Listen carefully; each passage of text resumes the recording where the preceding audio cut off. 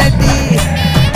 தோட்டா ஒரு கண்ணால தொலைஞ்ச ஒரு பொண்ணால வாக்கா இந்த வம்பால வல விரிச்சிட வந்தாளே. பாட்டு வளைச்ச தேக்கு ஓம் பட்ட உடம்பு சோக்கு என்ன குத்தும் குறும்பு மூக்கு கொஞ்சம் ஓய்வை கொடுத்து தாக்கு. என்னடி சித்திரமே இங்க நீ பத்திரமே சொல்லுடி கட்டளை எத்தனை நான் செய்வேன்.